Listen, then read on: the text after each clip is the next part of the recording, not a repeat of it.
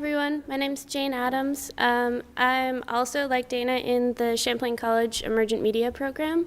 It's a master's program. It's pretty small, pretty intensive, and it really leaves it up to us kind of what we want to study.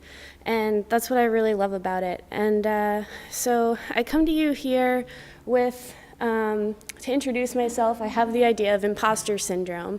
And if you haven't heard of impostor syndrome before, I know that you have at least experienced it because it is very pervasive. And it's basically the idea that everyone feels like they have no idea what they're doing, but that everyone else around them knows exactly what they're doing. So what I know, what I think other people know, when in reality, we all know a little bit. And sometimes that overlaps with other people, and sometimes we can learn something new from other people. And so that's what I love about the program that I'm in, is that being exposed to everyone else in the program and also the people in the community, we start to learn to brand ourselves. We're forced to brand ourselves through social media all of the time.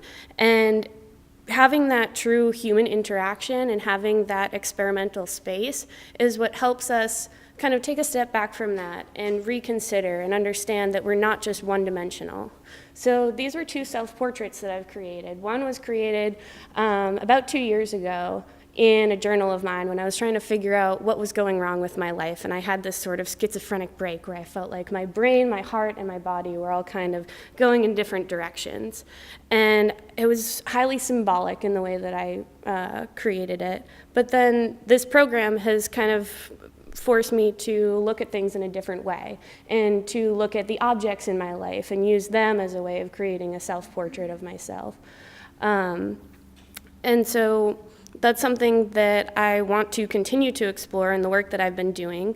This was a timeline project that we worked on where I started listing all the things that I do over the course of the day, and I was going to create this linear timeline that you could interact with, but I realized that there were so many changeable parts to it that I needed instead to create a system where I could decide, on a given week, how social I was feeling, how much energy I have, what is my anxiety level, and actually create this human interface that is modular, that some things are set in stone. I'll always be going to class, always have work, but depending on those different metrics, which a user would be able to change, I could decide to alter my schedule based on what my life was that week, because life is inconsistent and you can't create a static timeline for something that is so dynamic as life.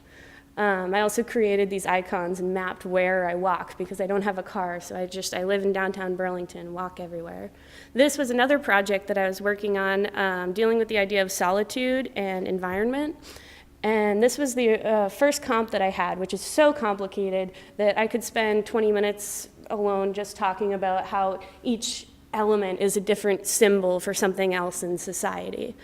These were some of the compositions that came from that original comp that really kind of forced me to pare down where I wanted to go with my direction and to think more about the expression and let the art speak for itself and not have it need to sit in a gallery with like 5 paragraphs of artist statement to explain what it meant.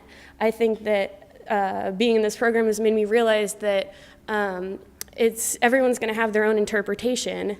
And so I just wanted to put these images out there as this is my expression of solitude and the interaction of environment and solitude.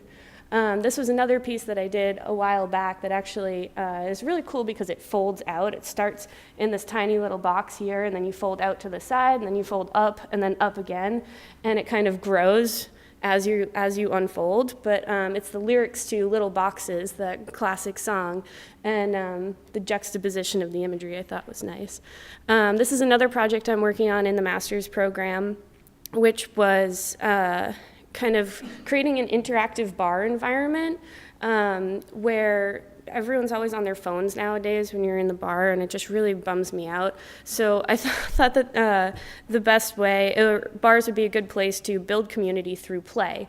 So I had all of these different sketches going on of overlaying the circle of fifths with the color wheel, which is something that a lot of composers and musicians actually do subconsciously when they're composing music, and then also having this emotion circumplex. And using those sort of design systems to create an interactive bar surface. This idea on the left was one of having a tablet, and then I wanted to get rid of screens altogether because there are too many of them around. So now this is a rollout mat that has old-style arcade buttons and switches and things like that. So I expanded that idea into there's a rollout bar surface here. This one is a dance floor that's modular that you can set up in any space. These go on top of tables. You could have multiplayer games going on outside. And then this one down in the left here was just an idea for wall pong.